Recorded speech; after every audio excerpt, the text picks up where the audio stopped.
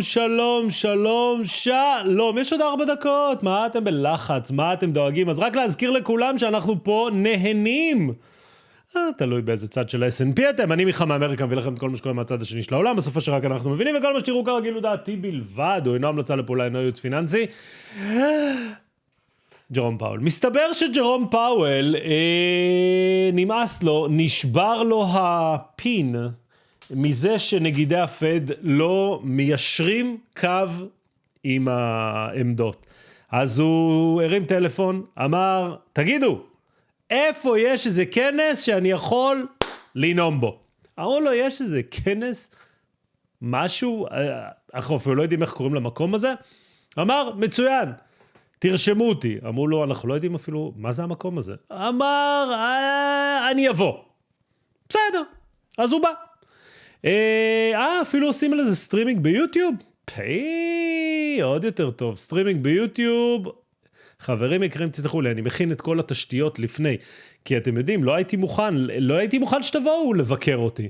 זה ג'רום פאואל, זה הנאום, זה ביוטיוב, all I need to do is press play, אתם רואים אני בלייב, זו הזדמנות מצוינת לדבר על איך מפעילים לייבים, תסתכלו רגע, אתם רואים שג'רום פאואל בלייב, אם לוחצים פה על לייב, או רואים שהסמן נגיד נמצא במקום אחר, צריך לעשות את זה מהירות 1.5, ומגיע ללייב. בסדר? בואו נעשה את זה ככה, מהירות 1.5. זהו, מגיעים ללייב. למרות שאני סתם מראה לכם, תראו איך הוא מחייך, איזה חמוד אתה הולך להרוס לנו את השוק עם כזה חיוך, איזה חיוך, תחמן אתה. אני לא מוצא סיבה למה זה, באמת שאני לא מוצא סיבה למה אני לא רואה סיבה למה יש לו איזושהי אינטרס להיות סבבה. לא מוצא עדיין, באמת שלא מצאתי סיבה. יכול להיות שהוא יהיה סבבה. אבל לא, זה, כן, העץ, אני צריך לשנות אותו לאדום, אתם צודקים, רותם, אתה צודק. מה אני אגיד לכם, עץ אדום, נו שוין, עץ אדום. יהיה אדום, במקביל, אני רגע רוצה לספר לכם, שאם לא הייתי מבטיח לכם את פאואל, הייתי מביא לכם את סוקי. כן, מבית היוצר של דילבוק, מצאתי לינק לראות את כל הכנס. ראיתי את אנדי ג'אסי. שאלו אותו, מה היית עושה אם לא היית מנכ"ל אמזון? הוא אומר, אולי הייתי מנגן בכלי, או משהו, זה משהו, אז הייתי עושה מאפרה מקרמיקה, אולי הייתי עושה את הכותל, כל מי שהיה ילד יודע על מה אני מדבר, מי שלא היה פה ילד, בטח לא מכיר את הבדיחות האלה, יש פה מישהו שלא היה ילד? חשבו על זה. בכלל, היה לי גם עוד מחשבה על זה שאוסטרליה עלתה לשמינית הגמר, אמרתי, רגע, כשהם משחקים כדורגל, הם גם משחקים בצד ההפוך, סתם, בדיחות קרש, אני יודע, מה אני אעשה? אני מעביר את הזמן, עוד דקה זה מתחיל. עוד דקה זה מתחיל, הווליום עובד, אמור לעבוד לפחות. מה אנחנו נעשה? אנחנו נחכה למיסטר ג'רום, כולם מחכים, אתם רואים? גם ב-CNBC מחכים, בלומברג מחכים, כולם מחכים, אין לי מה לעבור להראות לכם את המדדים אפילו, כי הרי אתם יודעים את המדדים יותר טוב ממני, אז אתם יודעים מה, בוא נעבור. הנה, הופה. Good afternoon. הופה. שומעים אותה? I'm Glenn Hutchins, co-chair of the Brookings Board. רגע, אני משתיק And on behalf of our president and some of my fellow trustees who are here in the audience today, it's my great pleasure to welcome all of you. Both our post-pandemic, in-person audience here, packed house, great to see, as well as our sizable broadcast and online audience. Thank you for joining us today. Okay. When President Obama named Jay Powell to the Federal Reserve Board as governor in 2012, no one, including I suspect Jay, expected him to become Fed chair. When President Trump named Jay Powell as the Federal Reserve chairman in 2018, hardly anyone anticipated a global pandemic. And don't forget that then the Fed's challenge was too little, not too much inflation. So Jay Powell has repeatedly been forced to confront the unexpected and had to steer the United States economy through uncharted waters. He's done it with a steady hand, great personal integrity, independence, and an unwavering commitment to the Fed's dual mandate, price stability, and maximum sustainable unemployment. Though I don't think I need to explain any of you that today. Despite stiff headwinds, both economic and political. So we're pleased to welcome to the stage today, on behalf of the Brookings Institution and the Hutchins Center on Fiscal and Monetary Policy, Jay Powell. Following his remarks, Mr. Powell will field questions from the Hutchins Center and from the audience. Jay, thank you for joining us. Thank you for Jay. קדימה. Hutchinson Center, אני מזכיר, אני נותן לכם לשמוע, אני כותב, ואחרי זה אני Thank you, יקריא. Glenn. It's great to be here today. It's great to be back at Brookings. כיף להיות בברוקינגס. So today I'm going to offer a progress report on the FOMC's efforts to restore price stability to the U.S. economy for the benefit of the American people. הוא נותן דוח התקדמות. And that report must begin by acknowledging the reality that inflation remains far too high. My colleagues and I are acutely aware that high inflation is imposing significant hardship, straining budgets, and shrinking what paychecks will buy. This is especially painful for those least able to meet the higher costs of essentials like food, housing, and transportation. Price stability is the responsibility of the Federal Reserve and serves as the bedrock of our economy. Without price stability, the economy does not work for anyone. In particular, without price stability, we will not achieve a sustained period of strong labor market conditions that benefit all. We currently estimate that 12-month PCE inflation through October ran at 6.0%. While the October inflation data received so far showed a welcome surprise to the downside, these are a single month's data, which followed upside surprises over the previous 2 months. בקיצור, הוא לא מתייחס לחודש אחד של נתוני אינפלציה. As figure 1 makes clear, down months in the data have often been followed by renewed increases. It will take substantially more evidence to give comfort that inflation is actually declining, and by any standard, inflation remains far too high. אינפלציה גבוהה מדי. For purposes of this discussion, I'll focus my comments on core PCE inflation, which omits the food and energy inflation components, which have been lower recently, but can be quite volatile. הוא מתייחס ל-PCE. Our inflation goal is for total inflation, of course, as food and energy prices matter a great deal for household budgets. But core inflation often gives a more accurate indicator of where overall inflation is heading. 12-month core PCE inflation stands at 5.0% in our October estimate, approximately where it stood last December when policy tightening was in its early stages. Over 2022, core inflation rose a few tenths above 5%, and it fell a few tenths below, but mainly it moved sideways. So, when will inflation come down? מתי האינפלציה תרד? I could answer this question by pointing to the inflation forecasts of private forecasters or of FOMC participants, which broadly show a significant decline over the next year. But forecasts have been predicting just such a decline for more than a year, while inflation has moved stubbornly sideways. The truth is that the path ahead for inflation remains highly uncertain.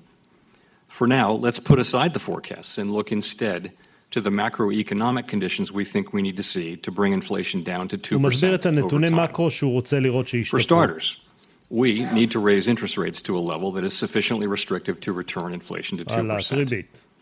There's considerable uncertainty about what rate will be sufficient, although there's no doubt that we've made substantial progress, raising our target range for the federal funds rate by 375 basis points since March. As our last post-meeting statement indicates, we anticipate that ongoing increases will be appropriate. It seems to me likely that the ultimate level of rates will need to be somewhat higher than thought at the time of the September meeting and the summary of economic projections. I will return to policy at the end of my comments, but for now I'll simply say that we have more ground to cover. We're tightening the stance of policy in order to slow growth in aggregate demand.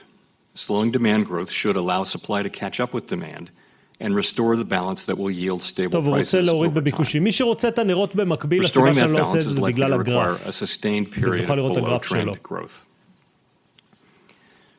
Last year, the ongoing reopening of the economy boosted real GDP growth to a very strong 5.7%. This year, GDP was roughly flat through the first 3 quarters, and indicators point to modest growth this quarter, which seems likely to bring the year in with very modest growth overall. Several factors contributed to this slowing growth, including the waning effects of reopening and of pandemic fiscal support, the global implications of Russia's war against Ukraine, and our policy actions, which tightened financial conditions and are affecting economic activity, particularly in interest-sensitive sectors such as housing. So we can say that demand growth has slowed, and we expect that this growth will need to remain at a slower pace for a sustained period. Despite the tighter policy and slower growth over the past year, we have not seen clear progress on slowing inflation. To assess what it will take to get inflation down, it's useful to break core inflation into three component categories: core goods inflation, housing services inflation, and inflation in core services other than housing. Core goods inflation has moved down from very high levels over the course of 2022, while housing services inflation has risen rapidly. Inflation in core services ex-housing has fluctuated, but shown no clear trend. And I'll discuss each of these items in turn. Early in the pandemic, goods prices began rising rapidly as abnormally strong demand was met by pandemic-hampered supply. Reports from businesses and many indicators suggest that supply chain issues are now easing. Both fuel and non-fuel import prices have fallen in recent months, and indicators of prices paid by manufacturers have moved down.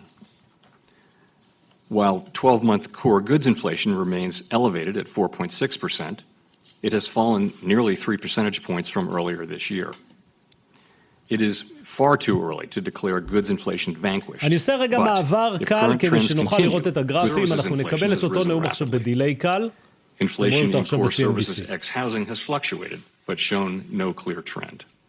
And I'll discuss each of these items in אתם turn. שומעים את הכל עכשיו בדיליי של 30 שניות פשוט. Early in the pandemic, goods prices began rising rapidly as abnormally strong demand was met by pandemic-hampered supply. Reports from businesses and many indicators suggest that supply chain issues are now easing. הגרף למטה זה Both ה-S&P. fuel and non-fuel import prices have fallen in recent months, and indicators of prices paid by manufacturers have moved down. While 12-month core goods inflation remains elevated at 4.6%, it has fallen nearly 3 percentage points from earlier this year. It is far too early to declare goods inflation vanquished, but if current trends continue, goods prices should begin to exert downward pressure on overall inflation in coming months. Housing services inflation measures the rise in the price of all rents and the rise in the rental equivalent cost of owner-occupied housing. Unlike goods inflation, housing services inflation has continued to rise and now stands at 7.1% over the past 12 months. Housing inflation tends to lag other prices around inflation turning points, however, because of the slow rate at which the stock of rental leases turns over. The market rate on new leases is a timelier indicator of where overall housing will go over the next year or so. Measures of 12-month inflation in new leases rose to nearly 20% during the pandemic, but have been falling sharply since about mid-year. As figure 3 shows, however, overall housing services inflation has continued to rise as existing leases turn over and jump in price to catch up with the higher level of rents for new leases. And this is likely to continue well into next year. But as long as new lease inflation keeps falling, we would expect housing services inflation to begin falling sometime next year. Indeed, a decline in this kind of inflation underlies most forecasts of declining inflation. Finally, we come to core services other than housing, and this spending category covers a wide range of services, from healthcare and education to haircuts and hospitality. This is the largest of our three categories, constituting more than half the core PCE index. Thus, this may be the most important category for understanding the future evolution of core inflation. Because wages make up the largest cost in delivering these services, the labor market holds the key to understanding inflation in this category. In the labor market, demand for workers far exceeds the supply of available workers, and nominal wages have been growing at a pace well above what would be consistent with 2% inflation over time. Thus, another condition we're looking for is the restoration of balance between supply and demand in the labor market. Signs of elevated labor market tightness emerged suddenly in mid-2021. The unemployment rate at the time was much higher than the 3.5% that had prevailed without major signs of tightness before the pandemic. Employment was still millions below its level on the eve of the pandemic. Looking back, we can see that a significant and persistent labor supply shortfall opened up during the pandemic, a shortfall that appears unlikely to fully close anytime soon. Comparing the current labor force with the Congressional Budget Office's pre-pandemic forecast of labor force growth reveals a current labor force shortfall of roughly 3.5 million people. This shortfall reflects both lower than expected population חסר growth 3.5 מיליון and a עובדים lower labor בארצות force הברית. participation rate. Participation dropped sharply at the onset of the pandemic because of many factors, including sickness, caregiving, and fear of infection. Many forecasters expected that participation would move back up fairly quickly as the pandemic faded. And for workers in their prime working years, it mostly has. Overall participation, however, remains well below pre-pandemic trends. אתם רואים מתחת Some לפאואל of the את ה-S&P. participation gap reflects workers who are still out of the labor force because they're sick with COVID-19 or continue to suffer lingering symptoms from previous COVID infections or long COVID. But recent research by Fed economists finds that the participation gap is now mostly due to excess retirements, that is, retirements in excess of what would have been expected from population aging alone. These excess retirements might now account for more than 2 million of the 3.5 million person shortfall in the labor force. What explains these excess retirements? So health issues have surely played a טוב, הוא role מסביר as שגם COVID has אנשים posed a פרשו particularly large לגמלאות, threat ולכן to יש the בעיה lives and של health of the חסר elderly. כוח אדם. In addition, many older workers lost their jobs in the early stages of the pandemic when layoffs were historically high. The cost of finding new employment may have appeared particularly large for these workers, given pandemic-related disruptions to the work environment and health concerns. Also, gains in the stock market and rising house prices in the first 2 years of the pandemic contributed to an increase in wealth that likely facilitated early retirement הוא אומר, for some אנשים people. הרוויחו כסף, אז יצאו לפנסיה. The data so far do not suggest that excess retirements are likely to unwind because of retirees returning to the labor force. Older workers are still retiring at higher rates, and retirees do not appear to be returning to the labor force in sufficient numbers to meaningfully reduce the total number of excess retirees. So, the second factor contributing to the labor supply shortfall is slower growth in the working age population. The combination of a plunge in net immigration and a surge in deaths during the pandemic probably accounts for about 1.5 הגירה million שלילית ומוות missing workers. בגלל הקוביד פוגעים בכמות Policies to המועסקים. support labor supply are not the domain of the Fed. Our tools work principally on demand. And without advocating any particular policy, however, I will say that policy to support labor force participation could, over time, bring benefits to the workers who join the labor force and support overall economic growth.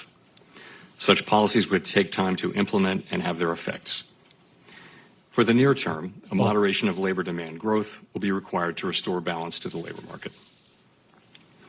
Currently, the unemployment rate is at 3.7%, near 50-year lows, and job openings exceed available workers by about 4 million. That is about 1.7 job openings for every person looking for work. יש 4 מיליון משרות So פתוחות far, בארצות we've הברית. seen only tentative signs of a moderation in labor demand. With slower GDP growth this year, job gains have stepped down from more than 450,000 per month over the first 7 months of the year to about 290,000 per month over the past 3 months. But this job growth remains far in excess of the pace needed to accommodate population growth over time, about 100,000 per month by many estimates. Job openings have now fallen by about 1.5 million this year, but remain higher than at any time before the pandemic. Wage growth, too, shows only tentative signs of returning to balance. Some measures of wage growth have ticked down recently, but the declines are very modest so far relative to earlier increases and still leave wage growth well above levels consistent with 2% inflation over time. To be clear, strong wage growth is a good thing, but for wage growth to be sustainable, it needs to be consistent with 2% inflation. So let's then sum up this review of economic conditions that we think we need to see to bring inflation down to 2%. יאללה, דבר איתנו. Growth in economic activity has slowed to well below its longer run trend, and this needs to be sustained. Bottlenecks in goods production are easing, and goods price inflation appears to be easing as well, and this too must continue. Housing services inflation will probably keep rising well into next year, but if inflation on new leases continues to fall, we will likely see housing services inflation begin to fall later next year. Finally, the labor market, which is especially important for inflation in core services ex housing, again accounting for more than half of the category, shows only tentative signs of rebalancing, and wage growth remains well above levels that would be consistent with 2% inflation over time. So despite some promising developments, we have a long way to go in restoring price stability. קיצור, יש עוד דרך ללכת. Returning to monetary policy, my FOMC colleagues and I are strongly committed to restoring price stability. After our November meeting, we noted that we anticipated that ongoing rate increases will be appropriate in order to attain a policy stance that is sufficiently restrictive to move inflation down to 2% over time. Monetary policy affects the economy and inflation with uncertain lags, and the full effects of our rapid tightening so far are yet to be felt.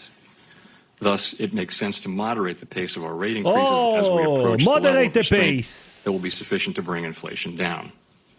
The time for moderating the pace of rate increases may come as soon as the December meeting. כבר בדצמבר. Given our progress in tightening policy, the timing of that moderation is far less significant than the questions of how much further we will need to raise rates to control inflation and the length of time it will be necessary to hold policy at a restrictive level. It is likely that restoring price stability will require holding policy at a restrictive level for some time. History cautions strongly against prematurely loosening policy, and I'll close by saying that we will stay the course until the job is done. Thank you. טוב, ומשארו, יש לי שאלה רגע, פאואל, השוק עלה, מה עושים? רגע, פאואל, אל תרד, יש לי שאלה. השוק בזמן שדיברת עלה. אתה יכול להפיל אותו איכשהו? הנה, בבקשה, הנה מגיעות השאלות, הנה. I think you spared me the chore of asking you to pick between 50 and 75, so I won't have to ask you that. Thank you for your last paragraph. But I want to talk a little bit about wages and inflation. So, as you said, wages are rising faster than is consistent with a 2% inflation rate, assuming reasonable productivity. You said in November that wages are not the principal cause of prices going up. But for many workers, real wages have been falling lately. So I wonder, isn't there room for wages to rise a bit faster so workers can make up lost ground? And what level of wage increases do you think is consistent with 2% inflation? Okay, so I guess I would start by saying that the inflation that we saw at the beginning of this episode back in March of 21 was not really related to wages at all. It was related to tightness in goods markets, largely due to supply chain issues. Over time, though, inflation has now spread broadly through the economy. And while I would still say that the inflation we're seeing now is not principally related to wages, we think that wage increases are probably going to be a very important part of the story going forward, particularly as it relates to that third category of core services ex housing. So we think it is an important thing going forward. And ultimately, in the service sector in particular, where wages and benefits are by far the largest cost, wages need to go up. And of course, we want wages to go up. We want wages to go up strongly, but they've got to go up at a level that is consistent with 2% inflation over time, making basic assumptions about productivity. And I would, so if you look at the principal wage measures that we look at, I would say that you're 1.5 or 2% above that with... טוב, סיכום זריז, קדימה. הוא עונה לדברים שאנחנו יודעים. הנאום לא גילה לנו שום דבר חדש. כל מה שהוא אמר, אשכרה זה אותו נאום מהפעמיים הקודמות. מה כן חשוב לזה? כרגיל, אנחנו נמשיך, נתמקד, נהיה חזקים, יציבות מחירים. הוא חילק את נושא האינפלציה לכמה חלקים. הוא הגדיר איך הם מסתכלים על האינפלציה. core goods, שזה לצורך העניין המוצרים, housing, נדל"ן, ו-services זה בעצם כל תעשיית השירותים למיניהם. לא השירותים שאתם עושים בהם את הצרכים, אלא לא התעודת סל של מיט קווין, אלא שירותים, services. הוא אומר ככה, ברור, אנחנו מתחילים לראות את הסימנים של ההאטה באינפלציה, אבל עד שלא נראה ירידה משמעותית באינפלציה, אנחנו לא קונים את זה. זה יכול לרדת לחודשיים, 3 ואז לחזור לעלות, ולכן אנחנו רוצים להמשיך לרדת. לראות את המשך הירידה. הוא אומר, אין מה לעשות, זה פשוט עניין של זמן, צריך לחכות לראות, כי אחרת אנחנו פשוט נמשיך לעלות ריבית. הוא מבחינתו, לא מעניין אותו כלום, הוא מעלה ריבית עד שזה ייגמר. הוא כן אומר שהעלאת הריבית הבאה צפויה להיות נמוכה יותר, ולכן כבר בפתיחת השאלה, המראיין אמר, טוב, אני כבר לא אשאל אתכם, יהיה 0.5% או 0.75, כי זה די ברור. אז מעכשיו השוק אומר לעצמו, אוקיי, 0.5, זה כבר בספרים, זה כבר כתוב כשאתם שואלים, מה זה אומר שהשוק כבר תמחר? הנה, עובדה, עכשיו אם יהיה משהו שונה מ-0.5, כולם יהיו מופתעים, אוקיי? הוא מזהה שלנדל"ן ייקח זמן, הוא אומר ככה, הנדל"ן עלה במהלך הקוביד ב-20%, לנדל"ן ייקח זמן לרדת.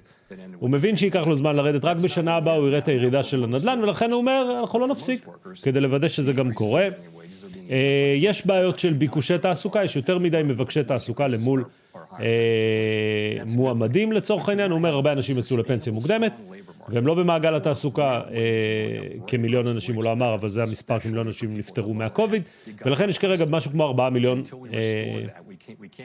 4 מיליון משרות פתוחות, וזה בעיה, כי זה מאפשר לעלות מחירים, הוא לא בעד לעלות מחירים, לעלות משכורת, סליחה, הוא אומר, המשכורת צריכה לעלות לפי אינפלציה של 2% ולא לפי אינפלציה של 7%, כי אז בעצם מייצרים מצב שמשלמים לאנשים הרבה יותר כסף ממה שזה. אז זה כרגע מה שהוא אומר, לפחות נכון להרגע ה-S&P אוהב את זה, אני לא יודע, עוד שניה יגיע שואל השאלות המדופלם ויפיל את השוק, אז אל תתלהבו יתר על המידה. מה הוא עוד אמר? בגדול, זה מה שהוא אמר, לא תגיד, לא איזה נאום, זה בעיקר משדר לשוק שבפעם הבאה לא יעלה ב-0.75, כרגע השוק נראה שהוא בסדר, לא יודע, לא הייתי הולך לשום כיוון חד משמעי, בואו נחזור ונשמע אותו, אם יהיה לי את צוקי מהמטאברס, אני מבטיח שאני אחתוך לצוקי, בסדר? אני אעבוד על זה במקביל, בואו תשמעו אתם את ירום פאואל. A decline in job openings that wouldn't produce the same increase in a smaller increase in unemployment than is typically the case looking back in history because of the very outsized level of job openings. And we've kind of seen that so far, but it's way too early to say that that'll work. Traditionally, the Fed looked at the unemployment rate as a measure of labor market tightness, and we've seen recently that may be misleading. Unemployment rate is still very low.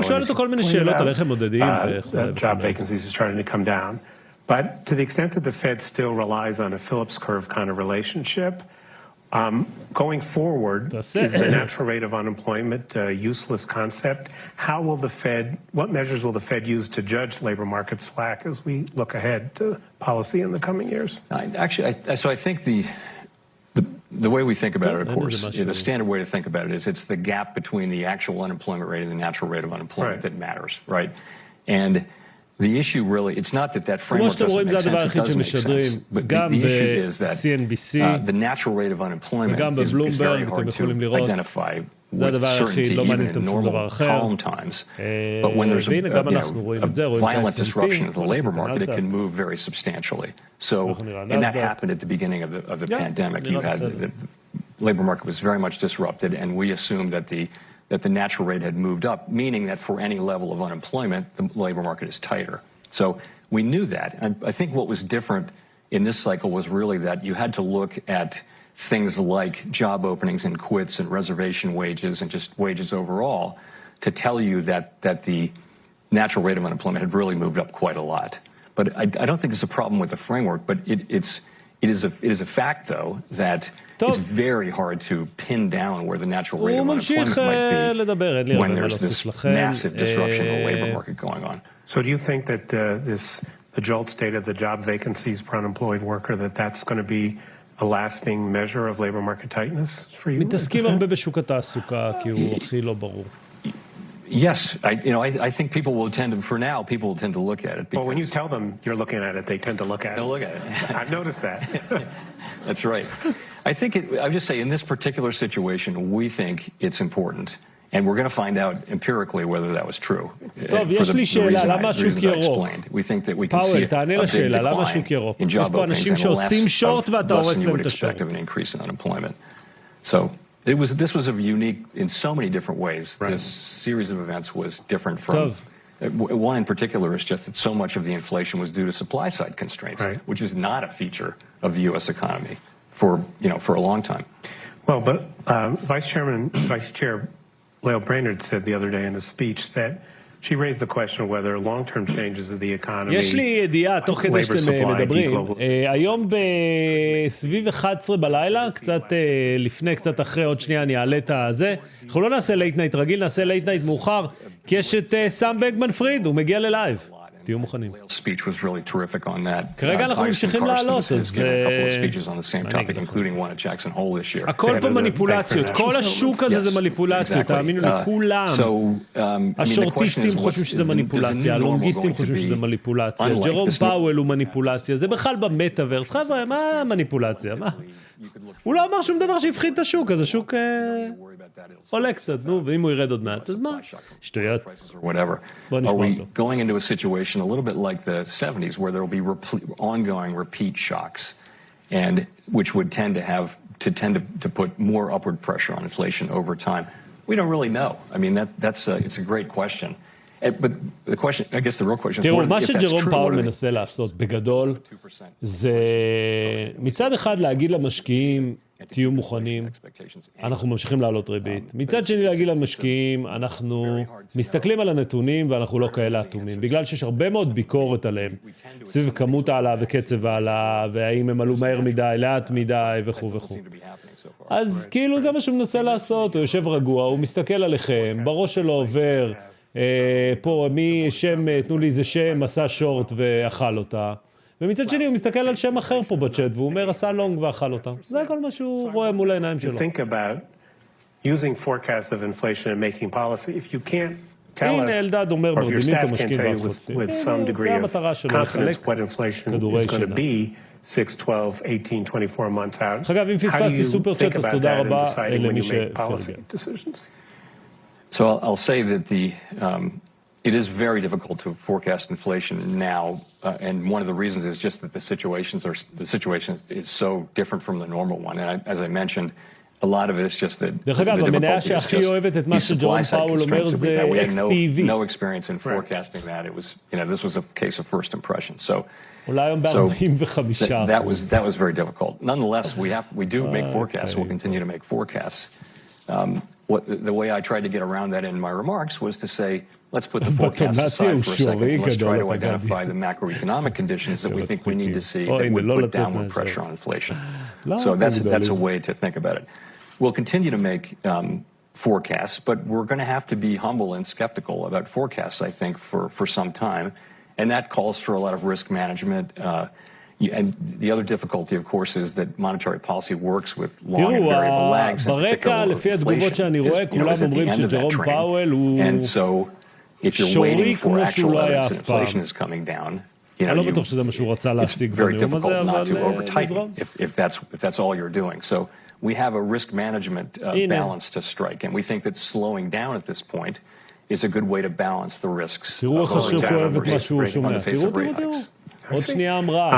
But it's still a problem if you can't use today's inflation rate to set policy and you're not sure what tomorrow's inflation rate is.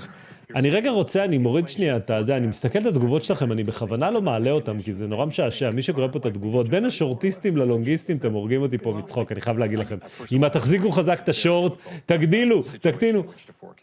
חבר'ה, תסתכלו פשוט על זה, כרגע אתם רואים את זה, עכשיו זה לא אומר שזה ייגמר עוד מעט, זה מה שקורה פה, אתם רואים את החץ שעולה למעלה? זה כרגע לא זמן לשורט כל כך, פשוט. כשזה ישנה כיוון, תיכנסו לשורט. מה אתם זה? תסתכלו מה הוא עושה לשוק. השוק באקסטאזה מטורפת. אם זה היה לייטנייט, הייתי אומר לכם באיזה אורגזמה הוא. נו באמת, מה זה? אז אתם רוצים לפתוח שורט בכיף, אבל כשזה עולה ככה, חכו שנייה, תנו לו רק להתקמר קצת. בואו נחזיר אותו. We'll look at the changes in financial conditions and the effects that those financial condition changes are having on the real economy. We'll look at all of those things and make a judgment, and it'll have to be judgment as to what that is. Well, when you think you've talked frequently about the need to have policy. טוב, אתה תרוס לנו את הרלי, מראיין יקר. As the definition of restrictive is above some neutral rate of interest, the one that will prevail when all is calm. And you gave a speech at Jackson Hole a number of years ago pointing out how identifying all these things, the natural rate of unemployment, the natural rate of interest, the problem is that we don't know what they are. So how will you know when policy is restrictive? How do you think about what the neutral rate is under the current conditions? There isn't any one perfect summary statistic. So the way we generally think about it is we make our policy changes and they affect financial conditions. Actually, it works the other way around. Financial conditions tighten in expectation now, different from what it used to be. So they tighten. And so we monitor the tightening of financial conditions. We look at the history of these financial conditions index and we ask how tight are financial conditions. We also look at the effect that tighter financial conditions are having on the real economy, particularly now interest-sensitive spending, but also other things as conditions tighten. We also look. So, what are the financial conditions we look at? We'll look at the entire rate curve. If you think about risk-free, the Treasury rate curve, we'll look to see positive, significantly positive real rates across the curve. And you have that.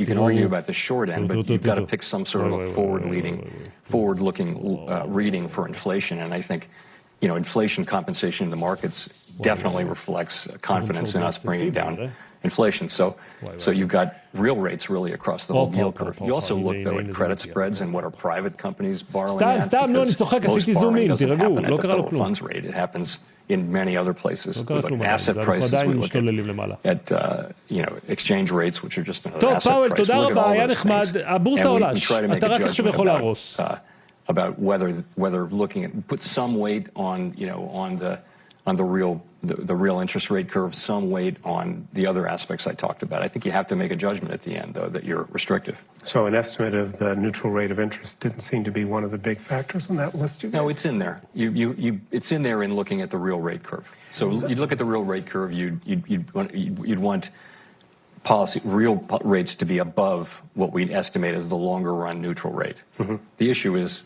the longer run neutral rate is a rate זה מרגיש כאילו בוחנים אותו לתפקיד, די, הוא כבר נבחר לתפקיד, שחררו אותו, יש לו עבודה לעשות. אנשים פה צריכים להתקדם.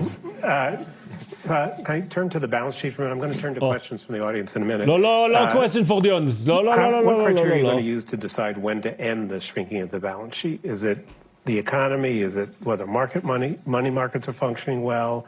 Is it whether the Treasury is having trouble raising money? How do you decide when you've shrunk enough? When you should end the shrinking? So I should refer you to a document that lays all this out in detail that I really should be reading to you, but I'll paraphrase it. Thank you. If I don't get it exactly right. No one will ממש בדרנים שני החבר'ה האלה. Don't worry about it. Relax. אודי, יש לך מתחרים, פאואל והאיש הזה יוצאים למסע הופעות. Changes in the reserve level will generally not affect the federal funds rate. So there's more than enough reserves in the system. So we're not close to reserve scarcity. So what we said is that we would allow reserves to decline until we're somewhat above the level that we think is consistent טוב, אני רגע with מנמיך אותו, אני יכול להגיד לכם שהטוויטר שלי מוצף באנשים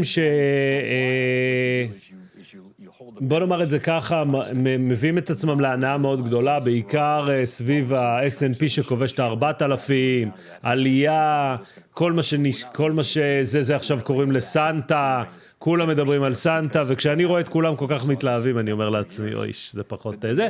אבל תהנו מהרגע, תראו מה S&P שעולה מג'רום פאואל, שמגיע רגוע, נינוח, שמעתי אותו הרבה יותר, ציפיתי שהוא יהיה הרבה יותר ניצי, זה היה כיף בלצפות שהכל יהיה רע בסוף, זה טוב. בואו נמשיך לשמוע אותו. כי את צוקי אני לא מצליח לעלות בינתיים. So that's how we would do it. In the minutes of the last FOMC וואי, מה meeting, it זה? said the אחי, יש staff had מונדיאל a על forecast הראש. that does not, it forecasts below potential growth, but not a recession. But then there was this interesting sentence where the staff said the possibility that the economy would enter a recession sometime over the next year is almost as likely as their baseline forecast. Okay, is that where you look at it? So I have resisted the temptation to handicap it. Go on. I think I'll continue to do that. But I get the way I think about it is I do continue to believe that there's a path to a soft or softish landing. I do believe that. בנחיתה רכה, בסופט לנדינג. גם בשוק מאוד אוהב את הסופט לנדינג הזה, תראו מה זה. Unemployment goes up, but it's not a hard landing, it's not a severe recession. You could think of unemployment going up, but not really spiking as it does in some recessions. So that's how I think about it, and I think the path is pretty clear. It's the labor market conditions soften, We see inflation, and the goods inflation gets better, housing services inflation gets better, and the labor market softens but doesn't go into recession, and you see inflation start to come down. And I mean, I think that's very plausible. I don't want to be the handicapper on it, and of course our job is to try to achieve that. And I think it's still achievable. Although, if you look at the history, it's not a likely outcome. But I would just say this is a different set of circumstances. Well, you said at the last press conference that you thought the path to that soft landing had narrowed. Has it continued to narrow, or is it widened, or I don't know if you can have a wider soft landing. I don't know that it's changed since this is what 5-6 weeks ago. I was asked the question, has it narrowed? Is it still possible? And has it narrowed? I said it's definitely still possible, and it has narrowed because if you look over the course of this year, nobody expected us to raise rates this much. No one expected inflation to be this strong and this persistent and this, to have spread so broadly through the economy. And so to the extent we need to keep rates higher or keep them higher longer, that's going to narrow the path to a soft landing. On the other hand, if we get good inflation data and we get evidence that all the things that I talked about, if all those things start to swing the other way, then we could very much achieve this.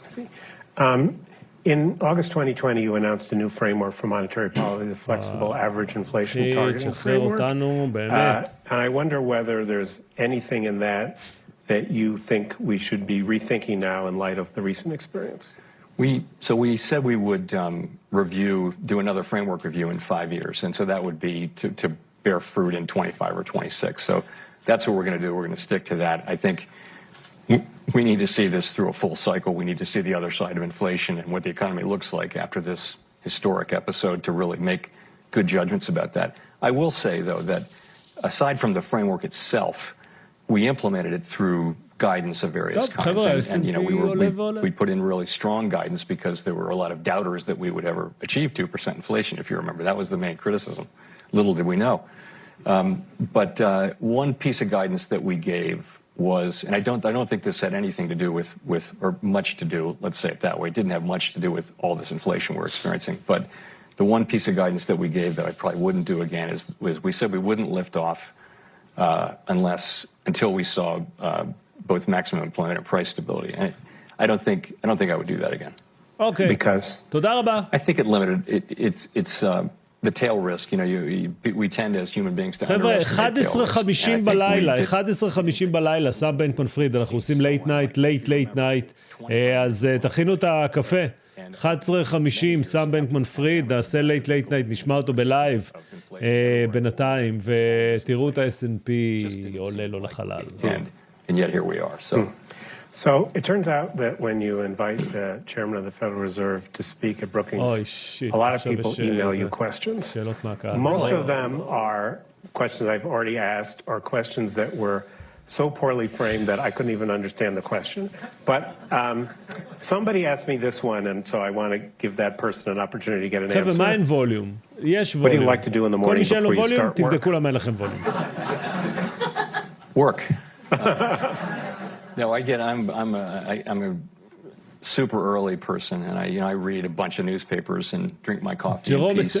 אמרו לו שיעשה ולוג. Now that you're chair, do you still ride your bike to the Fed? Some. I ride down. Well, I won't tell you where I ride, but I do. Yeah. I ride. The security guys thank you for that. Like, no. ממש קומיקאי. Okay, so here's the deal. We're going to take questions from the audience. אז ג'רום פאואל קם מוקדם בבוקר, קורא ורוכב באופניים. אתם רואים? You need to say who you are, and you need to remember that this is not an opportunity for you to make a speech or tell the Fed what it should do. It should be a question, it should be short, and questions end with a question mark.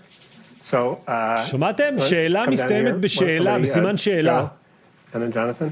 עכשיו מגיע, השוק עולה, אפשר לשאול למה? Thank you. Joe Beaulieu from Brevin Howard. So you've spoken both about risk management considerations and the inherent danger of inflation becoming entrenched.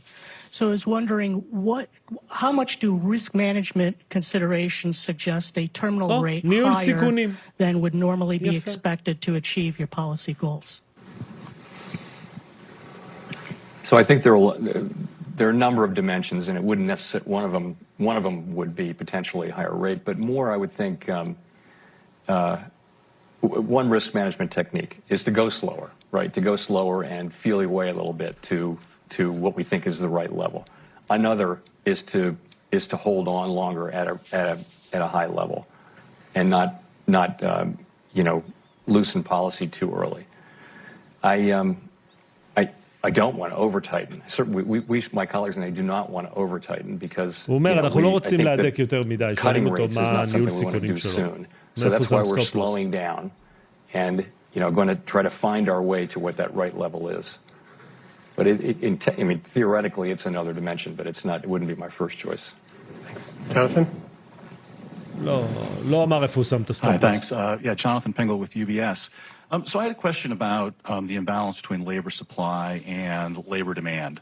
One of the things that's a little obscured when we look at and discuss the labor force participation rate is there is a pronounced downward trend due to population aging. So when you think about realigning labor supply and labor demand, are FOMC officials hoping or expecting that participation really moved back up all the way to a pre-COVID peak? And related to that is, the follow-on question, how much of the realignment do you think needs to be done through restricting labor demand as opposed to the ability of supply to catch up? דבר על שוק התעסוקה, בקיצור, בוא נקצר את השאלה. On labor force participation, I think it's useful to go back, 10 years, and the forecast that mainstream labor economists had was that, and you're right, aging of the population leads to declining labor force participation. Notwithstanding that, labor force participation was in effect flat and a little bit up from 2013 to 2020, roughly. And that was because you had a strong, tight labor market. People were staying in the labor market longer than expected. That was really what it was. So our ability to predict is not perfect in this, except over long periods of time, you have an aging population, so you're probably going to have declining labor force participation. I don't think it's reasonable to expect that we get all the way back to where we were with labor force participation in 2020. 63.7, I guess, population adjusted. I don't see that, but I wouldn't rule it out, and we're nowhere near that now. We're a point and a half below that now. So the real question is, do we expect to see big chunks of labor force participation? I got to say, this year we've seen, in the aggregate, not much, and it's been very disappointing and a little bit surprising. So מופתע שאנשים לא עובדים מספיק קשה. That's part of the story. The other part, as I mentioned, is population. Is that the labor force, a big part of the shortfall in the labor force is actually population as well. רעיון טוב, ריקי התחילה פה רעיון טוב, תרשמו את כל שאלות הקידבק שבראיינים יכולים לשאול ואני אנסה לדחוף איזה שאלה. כזה עכשיו בתגובות, תרשמו איזה שאלות קידבק אפשר לשאול את ג'רום פאואל שיפיל את השוק. Does most of the balancing have to come on the demand side? Well, I think for now we have to assume that. That's why I talked about, supply side policies on labor, but although they're not for us to recommend or to answer questions about. Noted, please. So yeah, the answer is yeah. I mean, that's what I kind of said that in my speech. We have to do what it takes to restore balance in the labor market to get back to 2% inflation. And that's what we're doing. Really just by slowing job growth rather than putting people out of work. שאלה הבאה. נו, לא בזה שלחתם. שאלה. האם הריבית תהיה 0.5%? זה לא שאלה. לא שאלת קידבק נדב. Chair Powell, back in 2018, you gave a speech questioning the role of the so-called star variables that the Fed uses to navigate. And there was a possibility raised that maybe unemployment could fall well below what the staff thought the natural rate U star was. Then, without causing inflation. But then COVID came and turned everything around. And as you just said, one interpretation of COVID is that U star went way up and we were on the wrong side of it, which is inflationary. My question is, going forward, is it likely, do you think it's likely that things could reverse as the dust settles from COVID and we could end up back in that world where maybe we're on the other side of U star, we don't know it, it's hard to tell. What lessons did you learn from that period that got forgotten because of COVID, perhaps? Well, unemployment went below so what we write down and what the staff writes down is a longer run. אני מעלה את השאלות שלכם, כן? אני לא שותף לרעיונות. I guess one thing I would say is that during the course of a long, relatively gradual I mean, so we only have one experience, right, to generalize from. But what I learned from that experience was long, relatively slow, not super fast expansion. You really saw the natural rate of unemployment, the shorter term natural rate, come way down. We had 3.5% unemployment with really little sign. Wages were just getting up to that level of productivity and 2% inflation. So we could be back in that place. I think we could certainly be back in that place. But what we've seen, you know, it's another N equals 1 situation with the pandemic. It's also unique. I would also point out, though, we did see the inflation we saw at the beginning. We did have natural rate of unemployment go up probably significantly. But the original inflation we saw was not to do with the Phillips curve, with the labor Phillips curve. It was not to do with that. It was to do with goods more. So I think another way to frame Joe's question is, I think a lot of us thought... טוב, שקט רגע. S&P כרגע פלוס 1.5%, נסדק פלוס 2.75%, דאו ג'ונס פלוס כמעט 1%, הראסל פלוס 1.64%, ויקס יורד ל-20, ביטקוין 17,000, פטריון 1,293, ואויל קו תחתון קרוד ב-80. I think the concern is that will we fight the last war, and because of this experience, the Fed will be reluctant to experiment with a low rate of unemployment in the future. I'd love to have that problem again. If we can get back to, you know. Okay, so you got like 3 years left in your term. Do you think you can pull this off in the next 3 years so we can run the N equals 2 experiment? Absolutely. Yeah. Claudia Sam?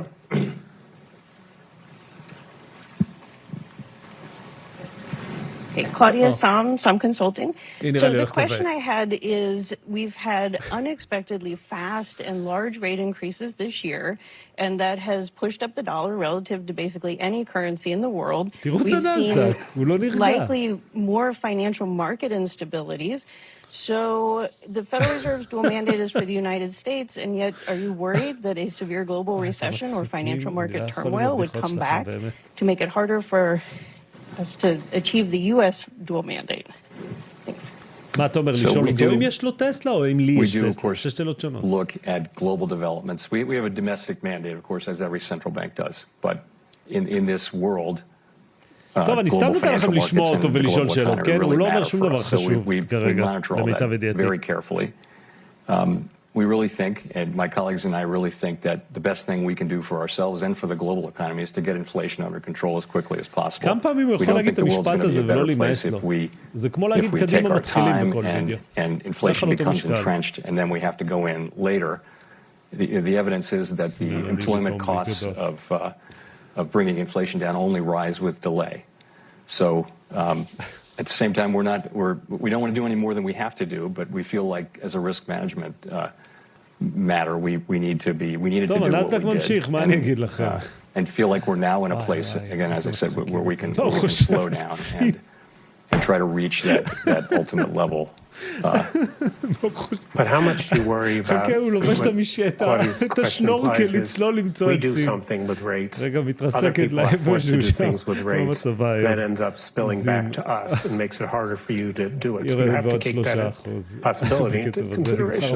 We absolutely believe that we take that into consideration. The model is explicitly taken into consideration. Of course, they're not perfect. No one would say we do it perfectly, but we have a very large global model that we use for the global economy, and אני רק רוצה לספר לכם שבנאום הזה צופים יותר אנשים ממה שצופים בכל הסרטונים של בנק ישראל יחד בשנתיים בערך. אוי, מצחיק. אולי בנק ישראל יעלה לערוץ ויעשה את הנאומים דרך הערוץ, לפחות ככה אנשים יוכלו לצפות. לא לי שכר הדירה ברגע There's a lot of research and things. People are talking about this a lot right now, that maybe the whole is bigger than the sum of the parts when it comes to tightening. Maybe it is, maybe it isn't, but ג'ונתן, אני אעדכן ברגע שג'רום ישתתק, אני אעדכן. טוב, אתם יודעים, היה לה עדכון זריז. וואי, מצחיק, אתם מצחיקים, אני לא יכול איתכם. טוב, סיכום, נאום פאואל עד כה. פאואל נאם, הוא הגיע כדי להרגיע את הרוחות. אני לא מצליח להבין מה האינטרס שלו להגיע כזה רגוע, אבל הוא הגיע כזה רגוע. הוא בא ואמר את הנאום הרגיל. אנחנו אחראים ליציבות מחירים, יש אינפלציה גבוהה מדי, אנחנו רוצים שהיא תרד, יש תעסוקה מלאה, אנחנו רוצים שהיא תישבר קצת וכולי. אין בזה שום חדש, הוא מזהה עדיין אינפלציה, הוא רואה שהאינפלציה נחלשה בחודש האחרון, אבל הוא אומר זה לא מספיק, אנחנו רוצים לראות סימנים הרבה יותר מתמשכים לרגיעה.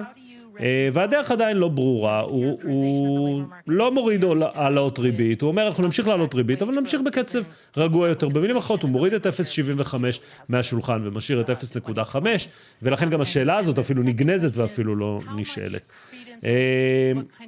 כנראה הריבית תהיה גבוהה ממה שחזו שהיא תהיה בספטמבר, זאת אומרת שהיא כבר תעבור כנראה את 5%, תהיה סביב 5.25.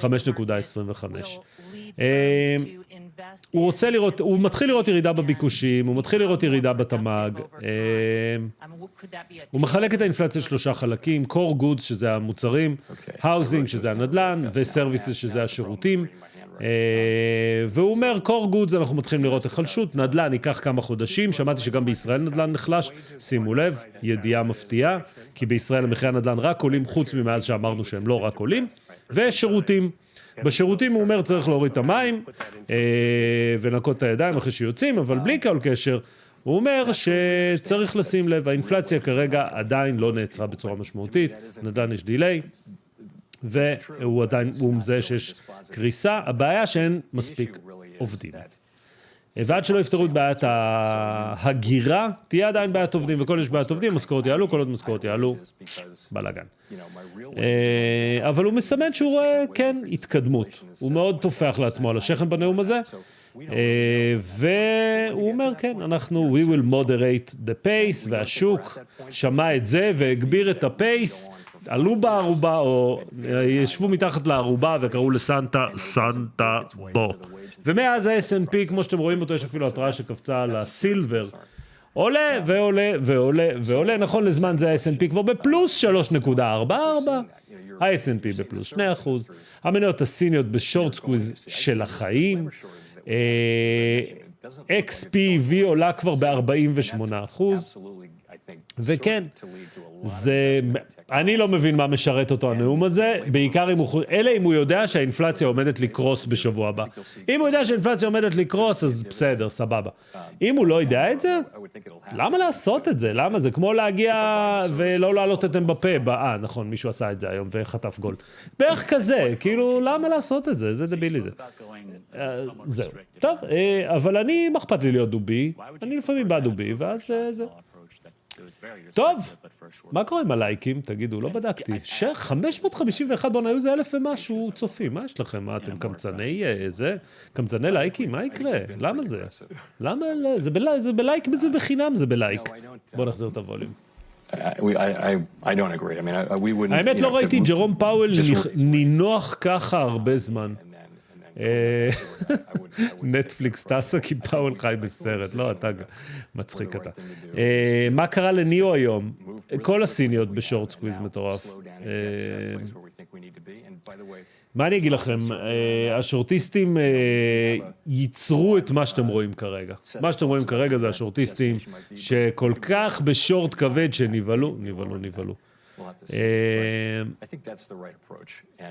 בוא נסביר לכם ווליום, בוא נשמע אותו. It would allow us not to throw away the option value of upending a lot of lives, which we would do if we crashed the economy and raised it. We might get rid of inflation, but at very high human cost. There's a question in the very back, a woman in front of the camera. Do you want to stand up? Thanks. הנה, היא הולכת להשביט. Thank you so much for seeing me in the back here. Nancy Marshall-Genzer from Marketplace. Just wondering, Chair Powell, is the Fed in danger of neglecting its maximum employment mandate? Is the maximum employment mandate taking a back seat to the stable? יש לי שאלה יותר מעניינת, הנה, אני ארשום לכם בצ'אט השאלה שלי. ג'רום, תגיד, רגע, אני ארשום לכם ככה.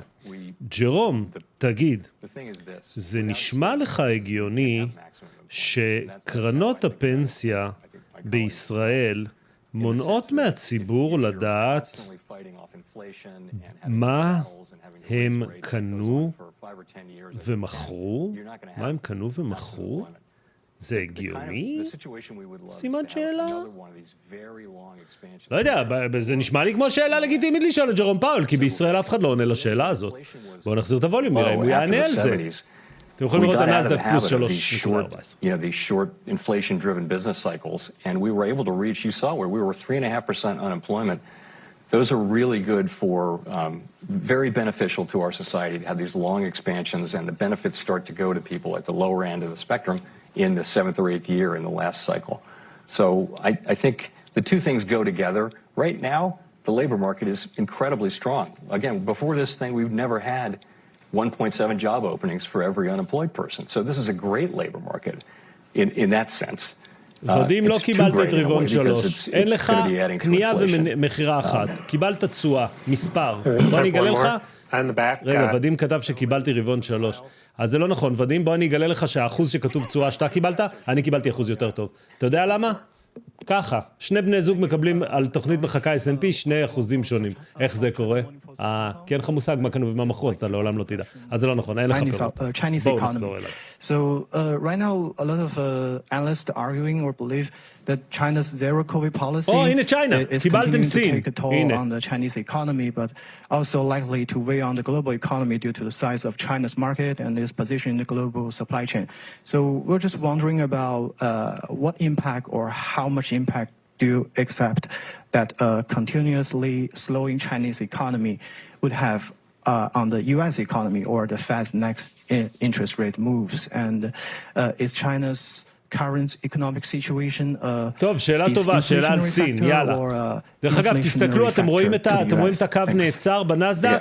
כל השורטיסטים עכשיו. To the extent China is having shutdowns in the parts of the country and the parts of the economy that are deeply connected to global supply chains, that's going to make those supply chains less efficient, less effective, and so that will have an effect on the prices of some of these goods that are manufactured or assembled in China. So it does have an implication for the U.S.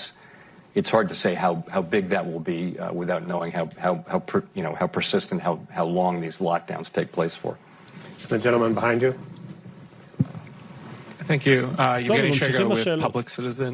I was wondering how you think about the trade-off of restrictive policy and the supply constraints you mentioned. So in particularly when it has negative effects, say, on housing production that makes it harder to meet housing demand, or on the congressional investment through the Inflation Reduction Act in climate change mitigation and in energy policy that will make energy cheaper long-term.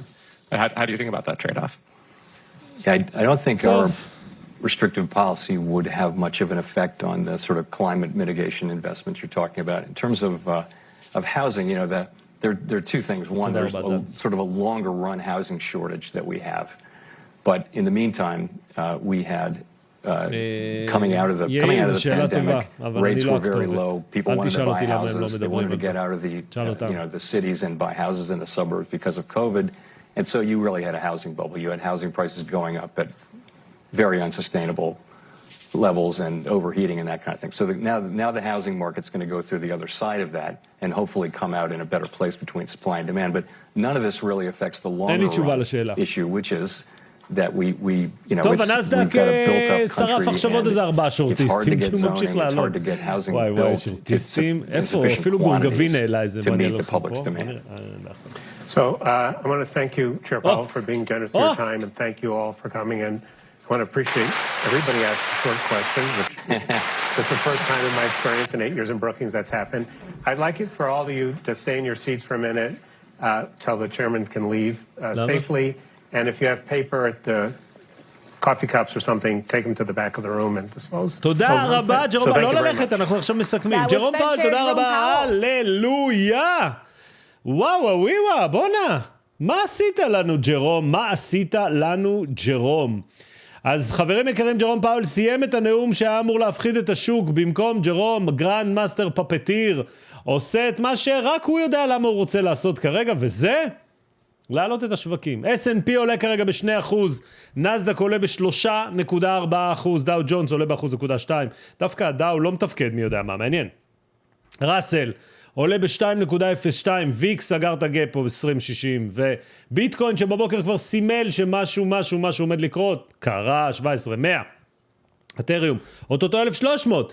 אויל קו תחתון קרוד משתתף בחגיגה 80.55, נאטי גזי 6.5, דיקסי לא זז, אגח ל10 לא זז, אגח זה לא באמת זז. חברים יקרים, בלגן. ראיתי שהתחלתם להעלות כל מיני שאלות פה על למה לא מתייחסים או כן מתייחסים בישראל למצב האינפלציה והפיננסי. חבר'ה, אני לא יודע מה להגיד לכם. תגידו תודה שאני מיכה מאמריקה. וכנראה אי אפשר לשים לי טנדר מתחת לחלון בבית ולהפעיל מוזיקה באמצע הלילה כדי שאני אפסיק לשדר. אז תגידו תודה. כאילו פה אנחנו נסתכל. אני חושב שיש מורכבות פיננסית מאוד גדולה. אני חושב כן, אתם מבינים לבד. למה 5 חודשים אין לנו מושג מה קנו ומה מכרו, ולמה 2 בני זוג נמצאים על אותה תוכנית מחכה S&P, וכל אחד קיבל אחוז תשואה שונה מאותה חברה בדיוק.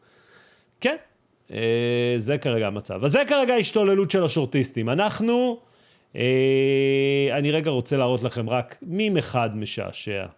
מים אחד משעשע של ידידי רעי גורגבין, שידע לכבוש בצורה נפלאה איך נראים השורטיסטים בזה הרגע. כל השורטיסטים שחשבו שהשוק הולך ליפול ב-80% וכך הם נראים כרגע. וגם הוא כמוני חושב, כמו רבים אחרים, שאין מה להיות נחרצים. להגיע לאירוע כזה ולשים הכל על שורט ולהגיד השוק יקרוס, כי ככה קראתי בקבוצה, לא טוב. וגם לא הפוך. לבוא פתוחים, לבוא נאורים, לבוא רגועים, בדיוק כמו שג'רום היקר, הוא הגיע רגוע, אחרי איזה ספא טוב שהוא עשה, אחרי איזה טיפול מניקור, פדיקור, סידר את עצמו, התגלח לא כמו עם השפם שהתחיל את הזה, וזה מה שהיה. אם אתם רוצים סיכום, בואו נסכם, אז זה מה שהיה. החלון נפתח לנו ככה. ג'רום פאואל עלה לנאום. בברוקינגס, מקום אין לי מושג מה, אבל ברוקינגס. הוא רוצה לעדכן, דוח התקדמות הוא קרא לזה. הוא אמר, קודם כל, האינפלציה גבוהה מדי. אנחנו כבנק מרכזי אחראים על יציבות המחירים. אנחנו לא ניתן לזה שהמחירים יעלו. וכן, המחירים עולים. המחירים עולים במזון, המחירים עולים בתחבורה, המחירים עולים, והם אחראים ליציבות מחירים. הוא מעריך שה-PCE, שזה המדד שהוא יותר אוהב, אני מזכיר לכם, מחר מדווח, ה-PCE הוא מעריך שב-12 חודשים האחרונים עומד על 6%. טוב.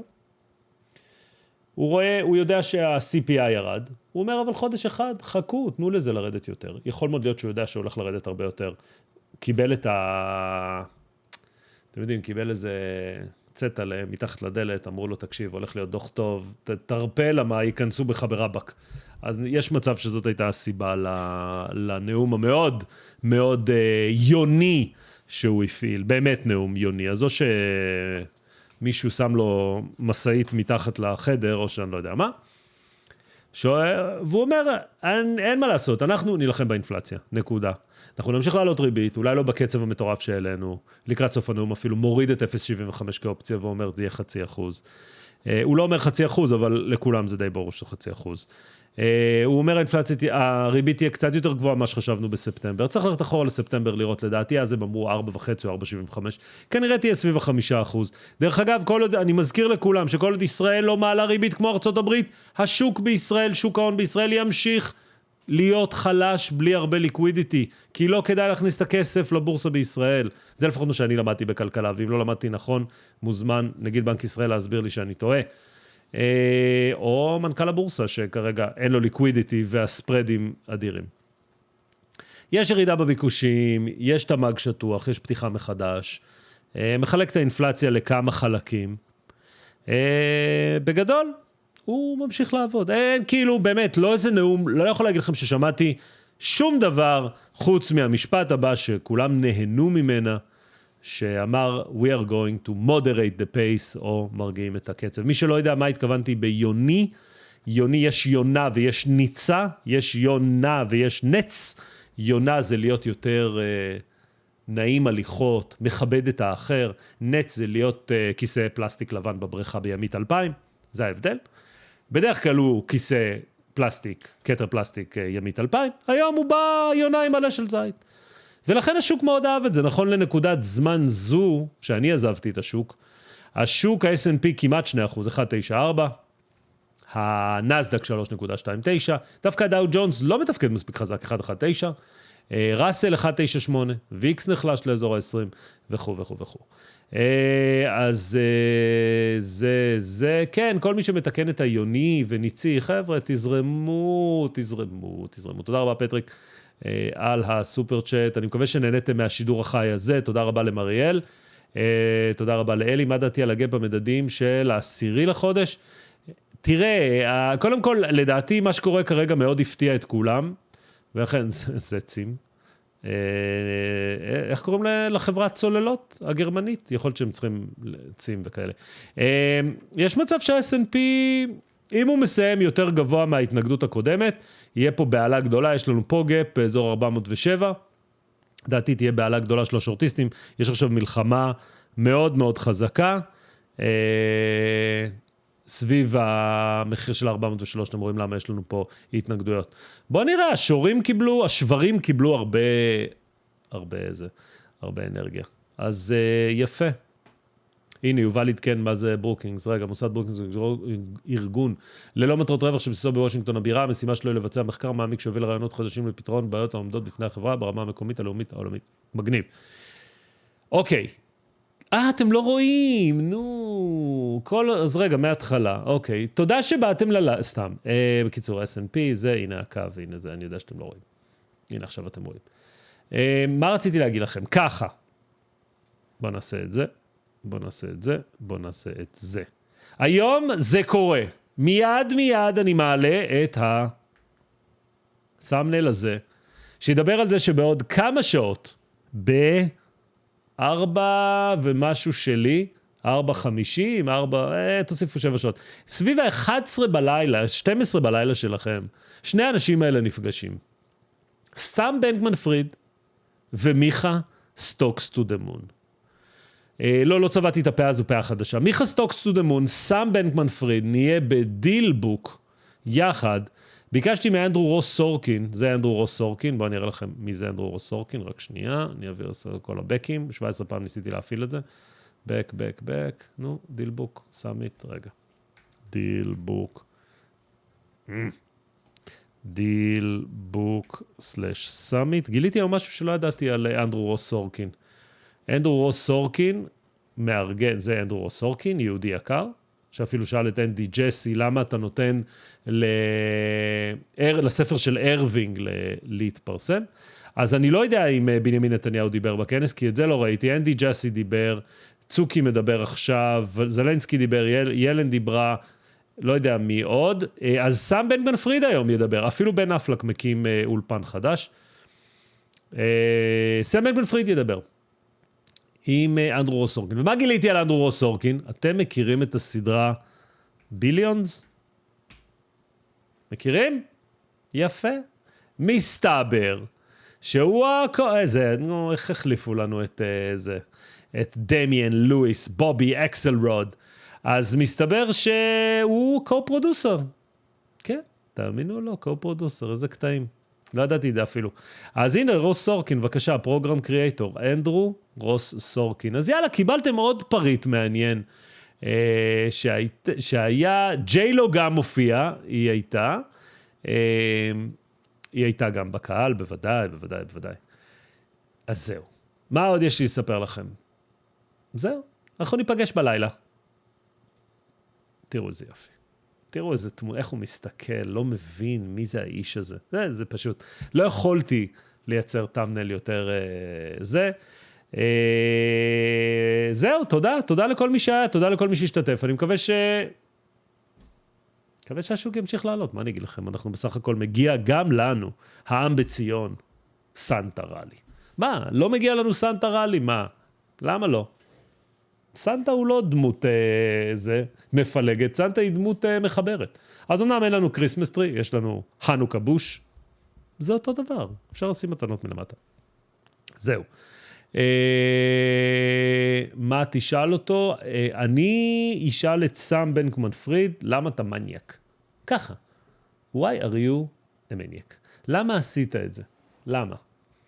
אז טוב, נתראה עוד כמה שעות. תשתו קפה, כי זה יהיה מאוחר. לא יהיה לייט נייט היום, נראה לי. לא יודע, זה שוק עולה, מה יש לי לעשות לייט נייט? אם פתאום השוק יקרוס, אז נעשה לייט נייט. קיצור, פעמון להכל, עד הוידאו הבא. עד הלייב הבא. שיקרה ממש עוד מעט, כי יש לנו את סם בנקמן פריד באחד התצוגות היותר מרהיבות שהיו לו, עם המראיין, אנדרו, מיכה, סטוקס, סורקין. נתראה. יאללה ביי.